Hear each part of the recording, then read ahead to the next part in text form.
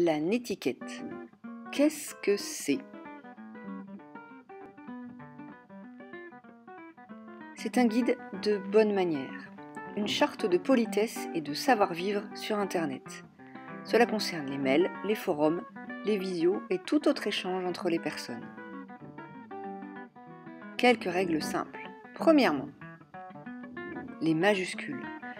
N'utilisez pas de majuscules pour écrire un mail ou tout autre message sur Internet. Les majuscules correspondent à un cri, comme si vous hurliez dans les oreilles de votre destinataire. Préférez l'usage du gras, d'émoticônes ou de surlignage pour mettre un passage en valeur. Deuxièmement, mettez un titre à votre mail. Utilisez les formules de politesse adaptées à votre destinataire.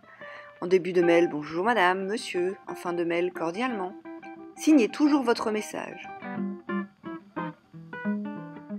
Troisièmement, soyez clair et concis. Faites des phrases courtes et simples. Relisez toujours votre message avant de l'envoyer pour vérifier le sens général des phrases. Mon destinataire va-t-il comprendre de quoi je parle ? Ai-je donné assez de détails ? Attention à l'orthographe. N'hésitez pas à vous servir du correcteur. Quatrièmement, une adresse professionnelle. Adressez votre demande à la bonne personne et utilisez son adresse professionnelle @demariebocan.fr.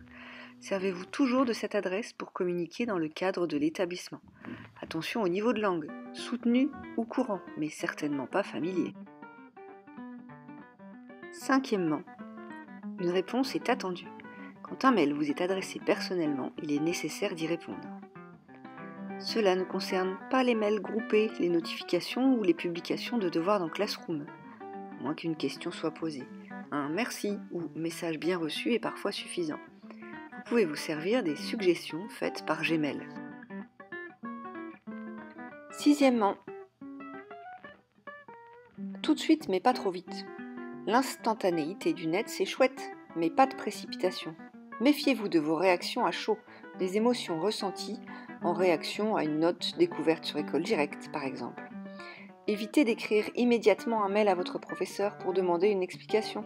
Attendez le lendemain pour en discuter avec lui. Septièmement, je me déconnecte. Respectez le droit à la déconnexion de chacun. Ne sollicitez pas un professeur le soir ou le week-end. Si vous avez peur d'oublier de poser votre question, écrivez le mail et programmez son envoi. C'est facile dans Gmail.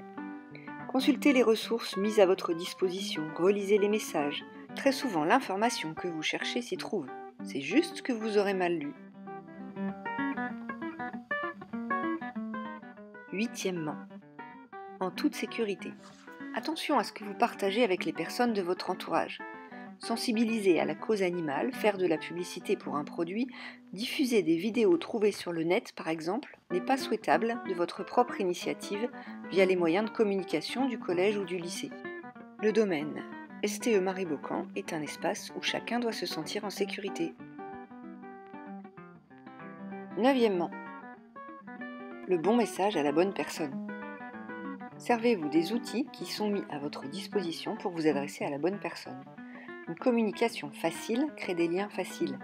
Il vaut mieux poser des questions aux personnes concernées plutôt que de faire des suppositions. Cela permet aussi de ne pas créer de malentendus. Comportez-vous avec votre destinataire comme vous voudriez qu'il se comporte avec vous. Le respect appelle le respect. Dixièmement, virtuellement, mais pas seulement. La manière dont vous vous comportez à distance avec les personnes est très révélatrice de qui vous êtes. Attention notamment sur les réseaux sociaux. Pendant un cours à distance, par exemple, ne faites pas ce que vous n'oseriez pas faire en classe. La netiquette, c'est chouette. 10 règles à suivre pour bien communiquer.